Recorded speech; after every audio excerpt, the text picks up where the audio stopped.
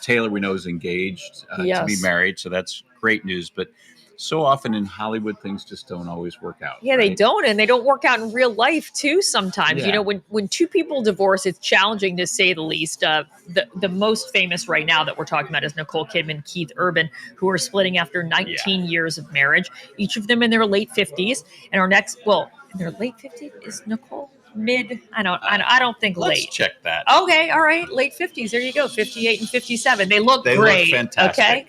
Our next guest, by the way, says that they're the latest example, though, of a trend called gray divorce, and with those numbers increasing dramatically over the past several decades. Joining us now is asset protection attorney Ann-Margarett Carrozza.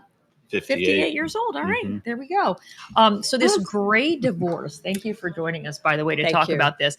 This is, not the same of when you have small children, or maybe you don't have any children at all. There's no custody battles, but there are still a lot of considerations if you're choosing to dissolve your marriage later in life. Definitely. And I think part of the driving factor for what we're calling gray divorce is the fact that we're living longer. So people who are 60, 65, 70 are thinking about potentially several more decades of active and healthy life. So there is a pivot point. What should I do to make myself happy? Allison, you got any questions along these lines? Yeah, I do. So I have a lot of questions about this. So, on some level, it's unfortunate anytime you see a marriage dissolve, but as you frame it, and Margaret, like there are things that people want happiness for the last remaining 2 decades of their lives. So how does the whole calculation differ for 50 and 60-year-olds versus 30 and 40s? What's the difference? So I think it is super important when we have a later in life divorce to keep costs down, to keep legal fees down, because we have fewer working years left to recover from a financially devastating breakup. So that's one of the things that we want to consider. I also, reading a little bit about this before you came on, that a lot of the sticking points, apparently women do really like way less better, I guess, in these situations. Maybe a little portion of the pension of their husband, but they have maybe less working years if they stayed home to raise kids and they don't have their own career. And it seems like it's a lot harder because they're also not getting child support. It really is. And I think this begs the question, should we think about getting a prenup on the front end? We're also seeing a lot of later in life marriages, right? The Golden Bachelor is in full swing. And I think it is incredibly important that we do a prenup to ensure financial security in the event of a split for both parties. So maybe that ship didn't sail with the first marriage, but think about it for the second marriage, especially. 100%, because we want both parties to have maximum security. It's a bummer. The Nicole Kidman, Keith Urban thing is a bummer, just culturally speaking, because they did seem like a couple. They had left Hollywood. I think they might have been living in Nashville. They seemed like a couple who had kind of figured it out, and they had 2 daughters together. And I saw them once at a restaurant. I just happened to be sitting next to them, and I was, of course, spying on them. And they seemed really connected, and they were talking close to each other. And it is just a bummer that they've grown apart or whatever has happened after 20 years. Sometimes that's so hard surprising. When you start dating your guitarist on the side, that can also lead into some trouble, allegedly. I like that. I like that